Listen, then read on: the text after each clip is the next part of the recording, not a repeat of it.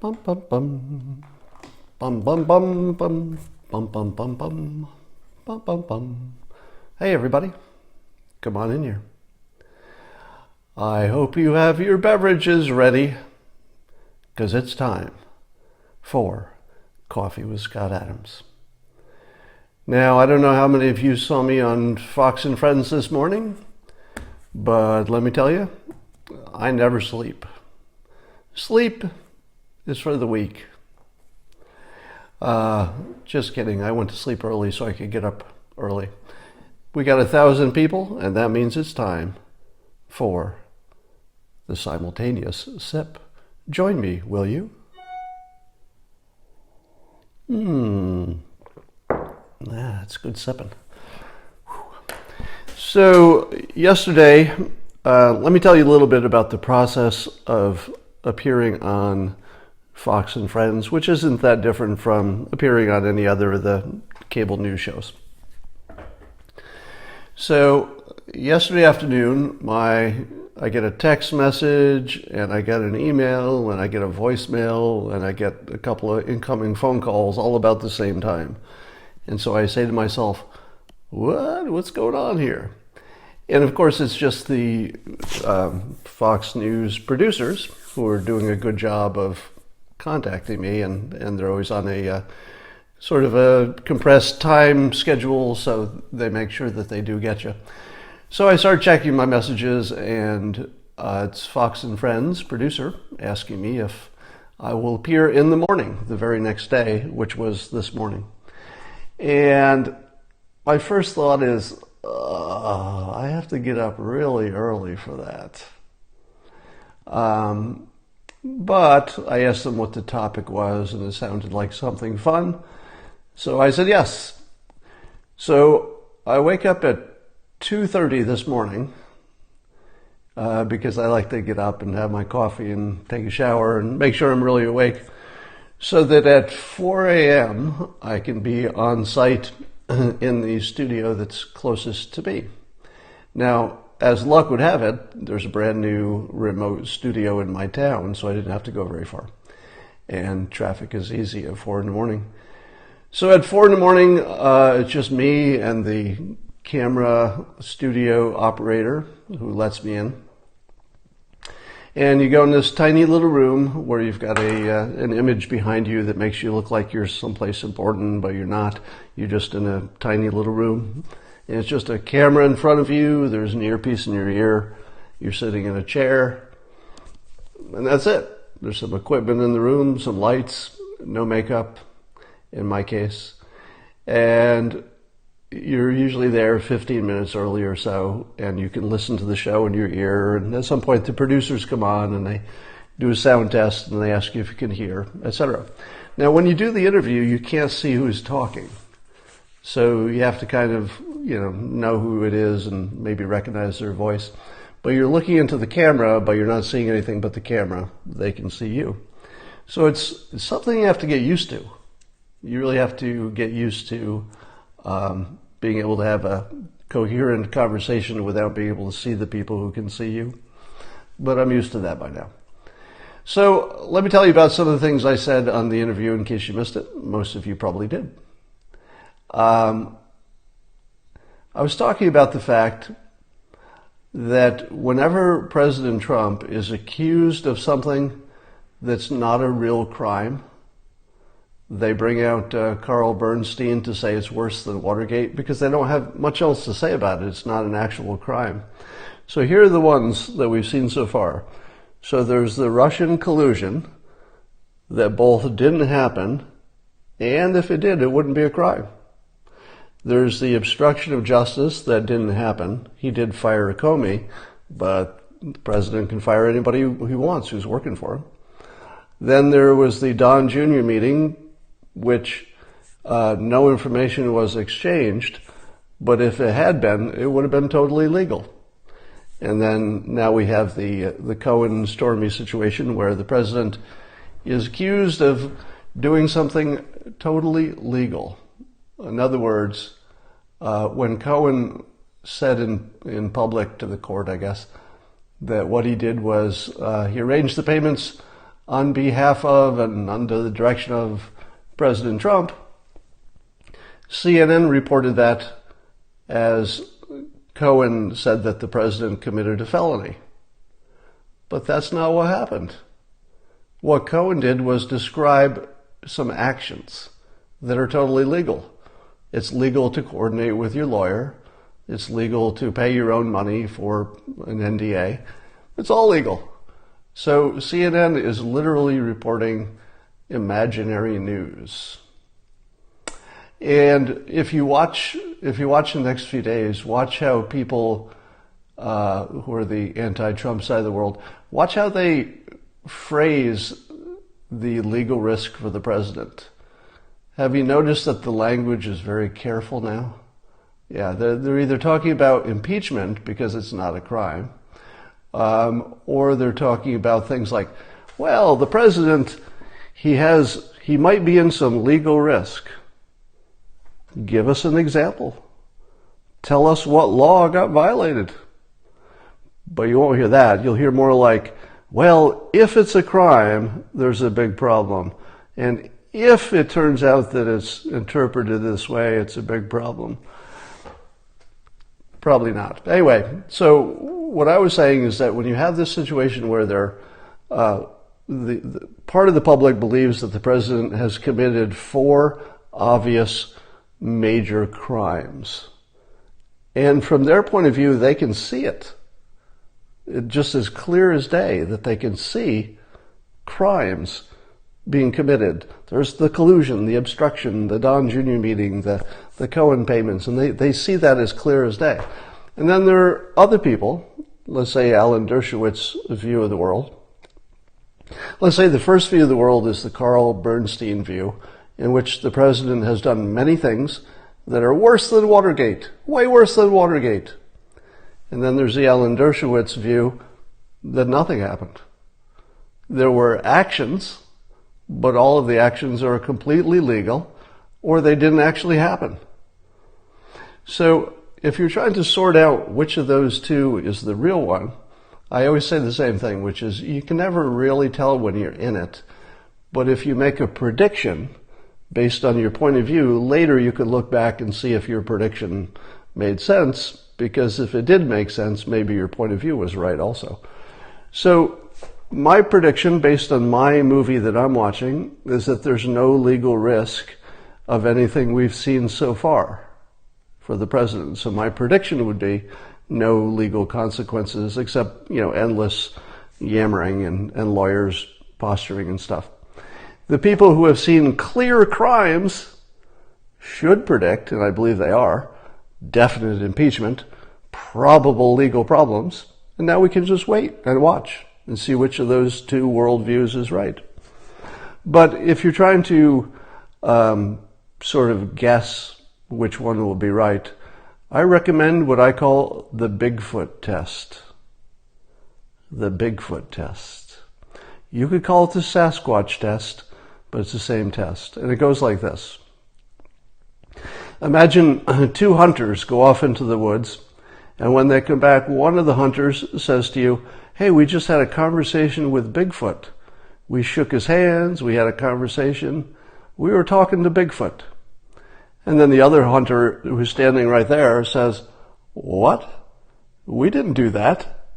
We didn't talk to anybody except each other. There was no Bigfoot in the woods. Now, if that's all you know, you're the person listening to the 2 hunters. One says they had a conversation with Bigfoot. The other said we were together the whole time and nothing like that happened. Which one is telling the truth? Well, typically a hallucination is a positive hallucination. In other words, you're adding something to the environment, such as Bigfoot. Rarely do you have a hallucination where you subtract something from the environment. In other words, it would be easy to imagine that somebody saw something that didn't exist. That's routine. But how often does somebody walk into your house and say, where's all your furniture? What happened to your furniture? And you say, I don't know what you're talking about. My house is full of furniture. And then the person hallucinating says, no, it's a big empty room I'm in. You don't have that kind of a hallucination typically. There may be some exceptions, but people don't subtract what they're seeing. Sometimes they see what they see and then they add a Bigfoot to it, but they rarely subtract the things that are really there. So if you have some people who are looking at the alleged crimes of the president and they see them, and yet there are other people looking at exactly the same evidence and it's invisible, there's nothing there, usually the one who sees Bigfoot is hallucinating. Now, there are no guarantees, right? And analogies are always imperfect.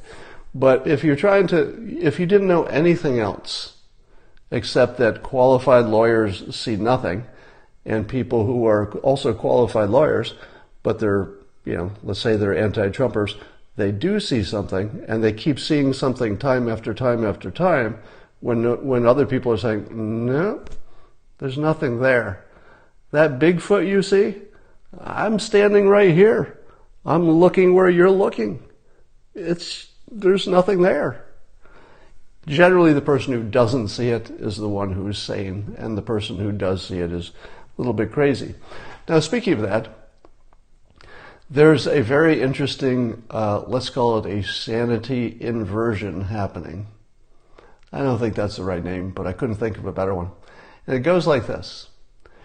The anti-Trumpers would have you believe that the following is true. This is their worldview. And I don't think I'm going to be exaggerating when I say this.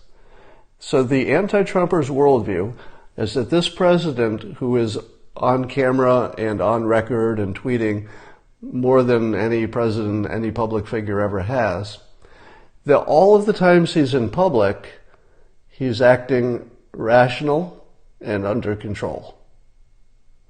But when we're not watching and he's off camera, well, then he's just crazy. And it's a darn good thing that we have all these anonymous leakers and anonymous sources, third-party people who don't say who they are. I'm glad those people are watching him when he's off camera, because apparently that's the only time he's crazy, according to the anti-Trumpers. But the anti-Trumpers themselves, and this is a more recent thing, have taken to becoming crazy in public, accusing the president of treason, that even people who are anti-Trumpers are saying, well, that's a little bit strong. You saw Philip Mudd seem to flip out in front of you. And again, we're not doctors. So when I say they look crazy, I'm only saying that from the layman's perspective, it looks like there's something wrong going on there. You saw Maxine Waters suggest that Trump's, I guess the political people who support Trump should be hounded in public. Well, a lot of people looked at that and said, that doesn't seem stable. These ideas don't seem like good mental health. Again, we're not experts, so we can't diagnose. We're not in their heads. But the look of it is that the anti-Trumpers are crazy in public, but here's the fun part. They would have us believe that when they're off camera, totally normal. Because that's their version of the world, right? That when they're not on camera, they're normal. But when they are on camera, they seem crazy and they believe in things like Bigfoot that don't exist. Whereas they believe that the president is totally normal when we're watching. Sure, he's a character and he's entertaining, but it's all within the normal realm of good mental health. But when we're not watching, it's a good thing those anonymous sources are watching, because that's when he goes crazy. Now, as you know, I did have the pleasure of visiting the White House and having a brief conversation with the president in a private setting, and I didn't see him being crazy. It's very disappointing. I was expecting, hoping for a little bit of craziness, because the anti-Trumpers tell me that that's what happens when the cameras are off. But he seemed totally sane and relaxed. So that's our weird world for the day. So let's call that the sanity inversion. where Republicans are only crazy when nobody's watching. But Democrats are crazy when the cameras are rolling, but not in private.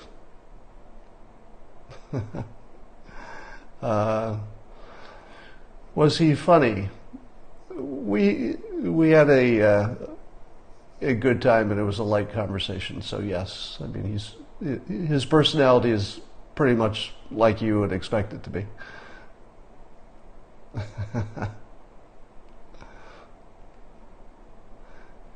How long have you seen the world this way?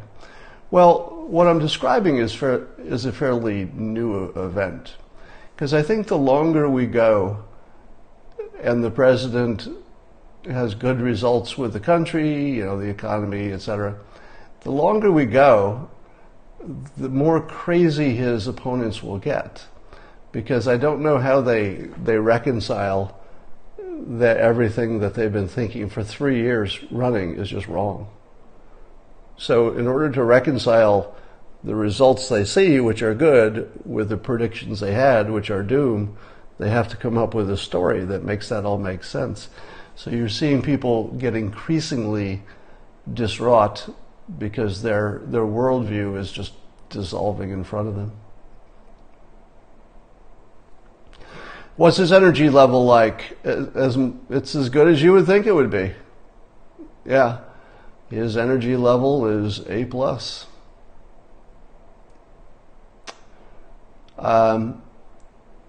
Why not just update your worldview? People rarely do that. When people are locked into an opinion and they wrap their ego around it, it's like everything. Let's take Rosie O'Donnell. Do you think Rosie O'Donnell could ever look at, let's say, the president doing a good job, and then at the end of the term say, God, I was totally wrong about all that. He did a good job. Wasn't expecting that. People don't do that. People instead will construct a story in which he didn't do a good job, or they'll say that someone else could have done a better job, or that there are some time bombs he's left that will certainly go off. And by the way, I believe there are now 3 types of laws that President Trump has broken according to his critics. The first class of laws that the president has broken are things that don't exist. They're actually not even laws. So there is no law about listening to some information, or there's no law against firing your employee. There's no law against pretty much anything he's been accused of. So that's the first class. He's broken laws that don't exist, imaginary laws. But there's also the second class, which are laws he's broken that we haven't learned about yet. So they're pretty sure that there are things we don't know anything about, like we don't even have a whiff of them, but there might be secret laws he's broken. All right, so that's the second class. And then the third class of laws that the president is breaking are future laws. In other words, there are things he will do in the future that are going to break those laws. Sure, he hasn't done it yet, but we've been so right for the last 3 years about everything Trump. This is his critics I'm talking about. That surely they'll be right about this, and that any moment now he's going to break a law right in front of us. So that's 3 classes of laws the president is breaking. The imaginary laws that don't actually exist. The ones we're pretty sure he's broken, but nobody's found out yet. If we could only get those tax returns, or if only Manafort would flip, we might find out about the secret laws he's violated. And then the future ones that, of course, a person like President Trump would certainly be violating laws in the future, say his critics. And so that's 3 complete categories of law breaking right there. You can see why they're so angry. That's a lot of law breaking. Imaginary laws, and ones we've never heard of, and ones that haven't happened. But that's 3 categories of laws.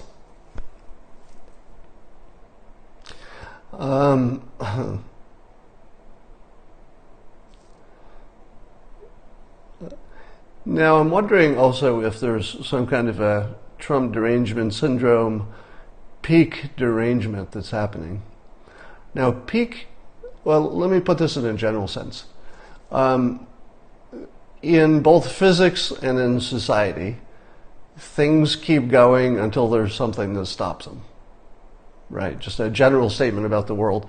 Things will keep going in the direction they're going until there's some counter force.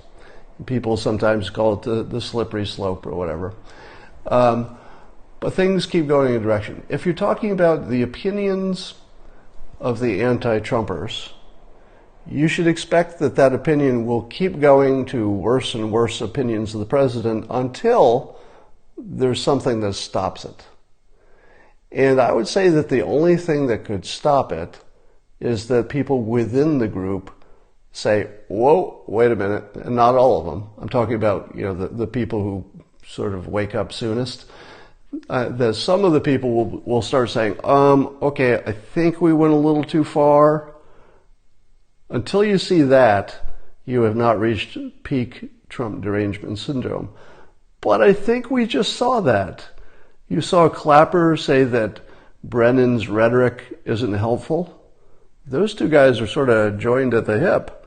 And now one of them is saying, he's going a little bit farther than I'd go. So that's your sign that you may have reached peak Trump derangement syndrome. Likewise, Bill Maher was interviewing Preet Bharara. I think I'm saying that close to being correct. And Bill Maher used the treason word, and Preet walked him back a little bit, saying, okay, I'm a lawyer. These mean very specific things. So again, two anti-Trumpers, and one was walking back the other. You saw Philip Mudd seemingly have some kind of a weird breakdown when he was talking to Paris Denard on CNN, I think it was. And although nobody was calling Philip Mudd back to sanity, you could see in the host's face that his face was trying to call him back. If you haven't seen that clip, you have to watch. I can't remember the name of the host for the show, but he just has this look like, oh God, I hope this stops pretty soon. Is this going to go on much longer? I hope it doesn't. Yeah, so, and then the subplot to that is that Paris got fired for, it was Jim Sciutto that I was talking about. So Paris got fired for allegations about something he may or may not have done in the past. All right, so I think that's peak Trump derangement syndrome. So you should continue looking for people who are anti-Trumpers, who are checking other anti-Trumpers who have gone a little too far. That's how you know you're past the envelope there. Because if Republicans say, hey, you guys are going too far, that means nothing. They're just going to keep going. You need their own side to start calling them back, and that's what we're seeing.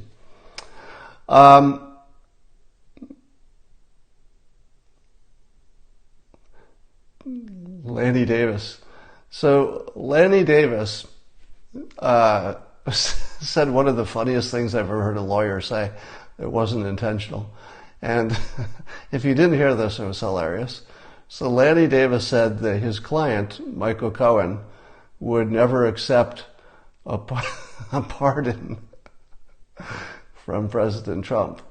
And I'm thinking to myself, if I ever have a lawyer who tells the only person who can pardon me that he doesn't want a pardon, I'm getting a new lawyer. I'm getting a new lawyer really quickly. So I've got a feeling that after that TV appearance, I don't know this, right? This is just speculation. I wonder what the next conversation between Lanny Davis and Michael Cohen sounded like. I mean, I don't know, but I'm imagining it sounded a little like this. Lanny, I was watching you on TV, and I believe you said that I would not accept a pardon, which would greatly help my family and my wife and, of course, me. And Lanny said, no. You don't want a pardon from that man. He's a monster. Well, Lanny, maybe we should think about this, because I don't like jail. Jail is not good. I don't want to go to jail. And Lanny says, toughen up. You don't want to pardon from this monster. And then Michael Cohen says, I would fire you if I were the person paying you in the first place. By the way, who is paying Lanny Davis? Do we know that? Who is paying him? The DNC? That's just a guess. I don't think we know, do we? And I'm not sure that we could know, because that wouldn't be necessarily public. But my guess is that Cohen is not paying, because Lanny would be sort of a strange choice, unless there's somebody who is an anti-Trumper who is footing the bill. Well, yeah, they have a GoFundMe running, but something tells me that the GoFundMe is just a fig leaf for some billionaire who's paying the bills. Usually in a situation like this, you look for the billionaire. There's some billionaire who's probably at least guaranteeing that Lanny will get paid. You know, maybe the GoFundMe actually creates enough money to pay him. But I'm pretty sure he's got a backup plan for getting paid.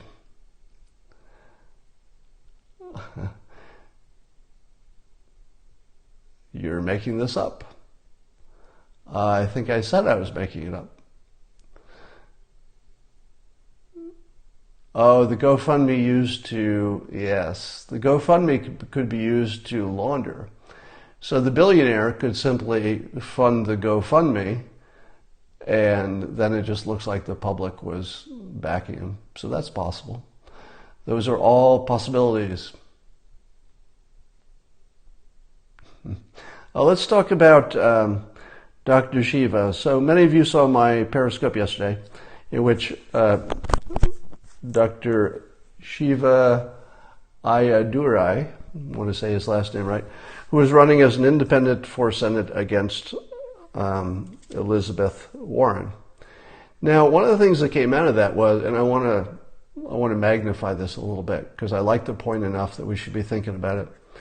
When you're looking at voting for a senator, you're, of course, looking at things like experience and competence, and do you like their policies, and, you know, are they in your party, and, you know, all the usual stuff. But one of the things that we typically don't look at, but I'm suggesting might be the single most important thing we should look at, is what I'll call Congress's talent stack. So when I talk about a talent stack for an individual, I'm talking about the layers of different talents they've managed to package together to make them special and effective. Congress needs that too.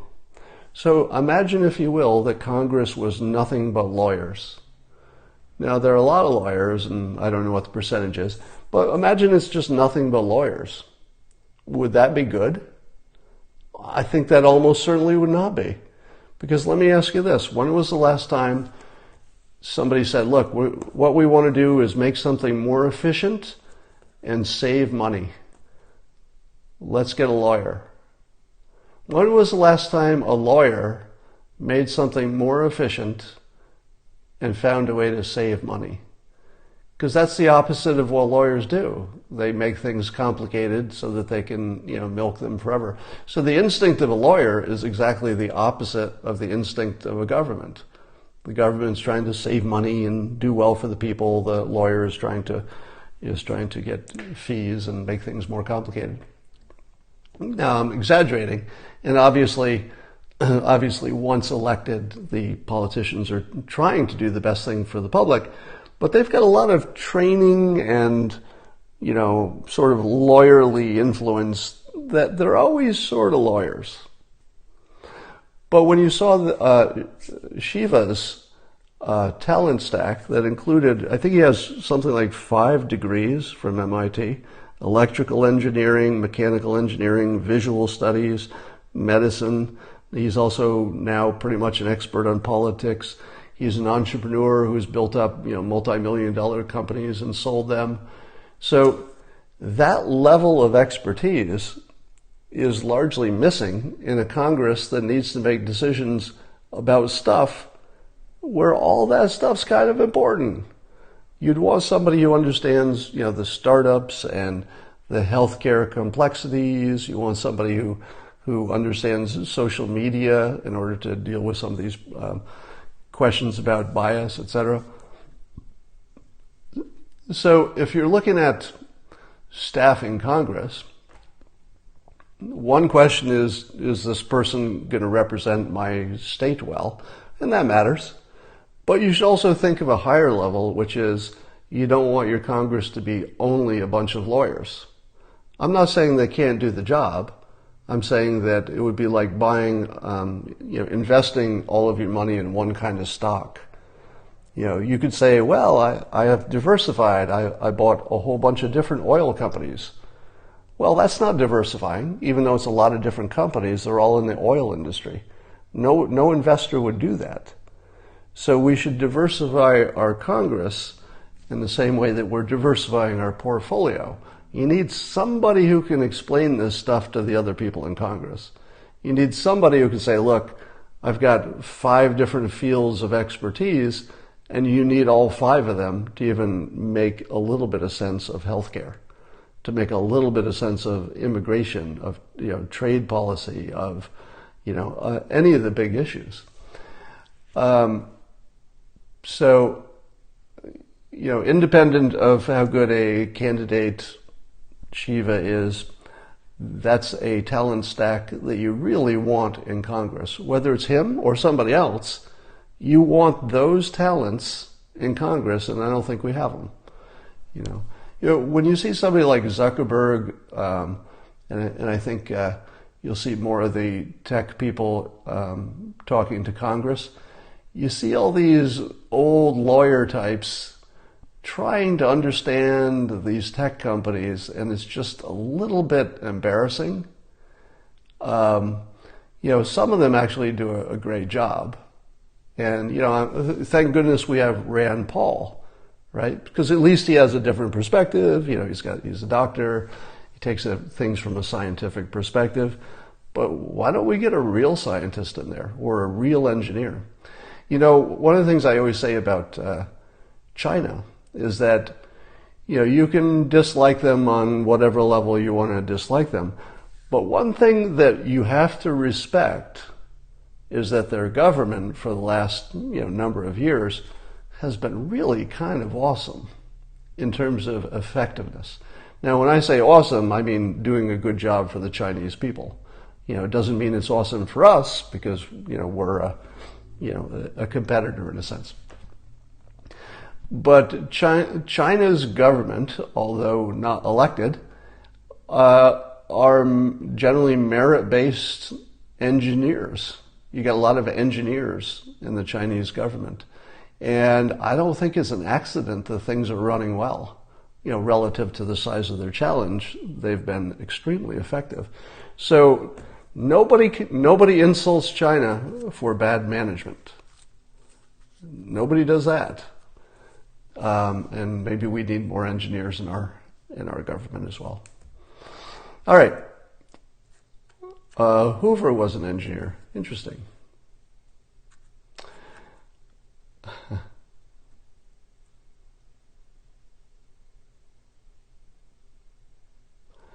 I'm just looking at your comments now. All right, is there anything you want to ask me before I go?